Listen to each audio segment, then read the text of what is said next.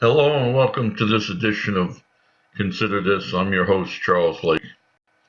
And before we start, I have to tell you, I went downtown this morning and I was asked by somebody that watches these clips about why I do this. And before I was poisoned in 1992 at the age of 38, the 10 years before that, I made anywhere between $50,000 and $85,000 a year. And my quality of life was really, really good. And since then, I've been on disability in and out of doctor's offices. I've had 7 strokes, 4 heart attacks, multiple TIAs, diabetes to where I'm taking 6 shots a day. And I'm trying to give other people a better quality of life by informing them about this stuff that poisoned me and that's poisoning millions of Americans, if not hundreds of millions of Americans. So um, that's why I do this, to give people a better quality of life. Okay, today we're going to do the eyes and the skin. There's not much on the eyes. If you look pretty much anywhere you look, this is the data sheet from New Jersey, and it says it can irritate the eyes, nose, and throat. And we'll go on to the skin here, and it says irritates the skin, causing rash, dryness, redness, burning, feeling on contact, and that's what they call defatting. And we'll get into that a little bit later. So this is a sheet that you've seen before. This is the sheet that says there may be no safe level of exposure to a carcinogen. Also, that so why are we putting this in our food? And like I said, the biggest styrene lobby has asked the FDA to take it out of our food last year, and the FDA hasn't done anything about it. And the year before that, a group of environmentalists asked for it to be taken out because of the cancer, and it violates the law. So here we have a HIPAA document that says it's toxic when ingested in skin contact. The inhalation goes more towards if you're working in a big restaurant where you're handling the styrofoam all the time in the heat, and you can feel the oil on the sheets or the clamshells and stuff. Um, so that would be how it's getting into your skin, and that would make your hands that any place where you touched it and it's got the oil substance on it. If you're handling a lot of them, like I used to, and that would cause it. Or if you're a trucker like I was and was unloading them out of trailers, and you can't go into the food warehouse. You have to stay at the end of your trailer and right in that area. So you're breathing this stuff in from these trailers because there's no ventilation in 90% of these trailers. So truckers are getting sick constantly. There were 5 other guys that got sick the same time I did, and I'm the only one still walking and talking. The rest of them are 6 feet under. So this is very important. And they died really cruel because they told me that I didn't know what I was talking about. Because we all think we know better, and but I like doing the research and finding out what the people that actually know say. So the ingestion may lead to central nervous system depression, which we'll go into that at a later date. Depression is overwhelming our country, and it's costing at least $1 trillion a year. Skin contact may result in itching, dermatitis, which the fatting of your skin, and may also lead to depression. So that's from HIPAA. And then this is one that we've seen before. This is the state of California. And it again has very little on the eyes. It just says it can irritate your eyes. But the skin contact, it says that styrene can remove the natural oils, which that's what it does first before you start getting the rashes and stuff. So that's the defatting of your skin. And so again, and I put this in here. This is from a company that has a place in New Jersey and Canada, and only for the reason of the eye here. It says irritation, tearing, and eye damage, and this is from the fumes, because our eyes used to be red all the time, and up here where it says skin contact, it says irritation symptoms of drunkenness, and I never realized it before, but I always felt a little off when I got done after 6 to 8 hours of being in the styrene trailer unloading these things, because they're a 53-foot trailer. They put about between 90 and 100 pallets of styrofoam in there without the pallets. They stack them from floor to ceiling as tight as they can. Sometimes you rip the bags open trying to get them out. They were packaged in perforated plastic bags, which means it collected any dust that was in the trailer or on the floor or whatever. So, which is another problem on why you were getting different things into your food, because these were the flat.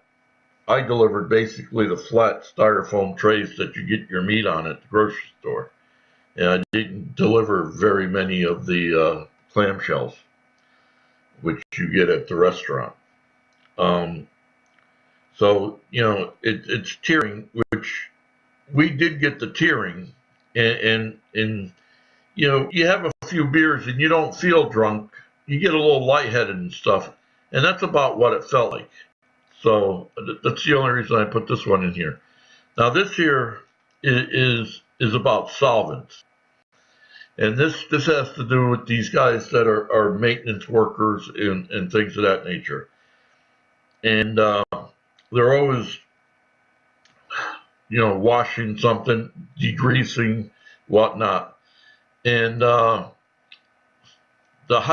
examples of hydrocarbon solvents, basically benzene, gasoline, kerosene, styrene, they're all in here, and you can get this off the internet. You go to I'll show you the website down here in a little bit, but it asks how you can get in contact with it, and it has glues, adhesive, paint stripping, fueling, off printing, dry cleaning, carpets, cleaning electronics, automotive parts, engines, circuit boards, textiles, semiconductor things. It's in the agriculture, food facilities. It's all over. It's everywhere. So exposure to a massive amount of solvents can cause sudden death. Prolonged exposure can cause blindness, irregular heartbeat, damage to the kidneys, livers, lungs, and central nervous system, which we know all that from the other. But, it says it could be reasonably anticipated to be a human carcinogen. And, but this here is regular exposure can cause memory and hearing loss, mental illness, depression, fatigue, confusion, dizziness, feeling drunk, high, lack of coordination, headache, nausea, stomach pains, skin rashes, cracking or bleeding of the skin, which is what I had, back in April 6th of 1992, when my body gave up and my skin turned a fuchsia color. And anywhere that my skin would bend, my knuckles, my wrist, my elbow, or all around my mouth, my eyes, just broke open and started bleeding. When I walked into the house to see my family, it was like they were looking at a monster. My kids were freaked out, and my wife washed me down with baking soda bath, and her arms turned all red and things. So I was really exposed to it for a long period of time, 2 years, and my body just said, "Oh, we've had enough." But it can cause hoarseness, coughing, lung irritation, chest tightening, and shortness of breath, which I've had all of them, and they're not fun. If children get into solvents and stuff, and they can get asthma, and exposure to some things can cause low fertility in men. And styrene does the same thing, and we'll go into that at another time. I have a whole paper on that. But if you want this, it's at this address right here, and that's where you can get this. If you want to pause it and write it down, that's where you can get it. Now I'm going to show you a picture of DFAT, and this is the explanation from Wikipedia.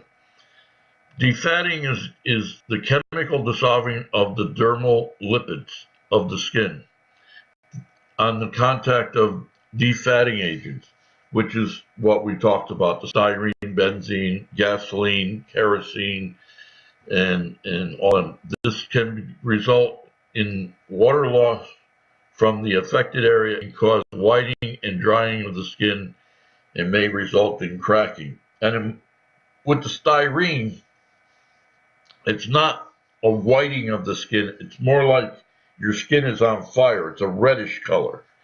But this gentleman down here, if you look at this here, his arms and his hands, this was done by kerosene. Evidently, he had to wash things with kerosene all the time, and that's what happened to him. A lot of auto mechanics get this from washing auto parts and things of that nature. So these chemicals, once they get your skin like this, they go through your skin faster. So you don't feel you're getting sick because it takes time. But as time goes by, you get very sick. And well, that's our show for today. And I'm hoping that you contact your local, county, state, or federal representatives and let them know. And the next show we're going to do is going to be quite large. It's about diabetes, and I'm going to take you all the way back to the 70s, where they knew that people were getting diabetes from styrene, and it's frightening. And I done a paper for college back in 2004, and we're going to go into that and then come up to now, 2017, and just in that little bit of time, how this diabetes has grown. But I'm hoping this gave you some really good information, and I hope it helps your quality of life. And our grandkids and our great grandkids, I'm hoping never have to go through this. So have a good day, and I'm like I said, I hope you have a better quality of life because of these shows. Thank you.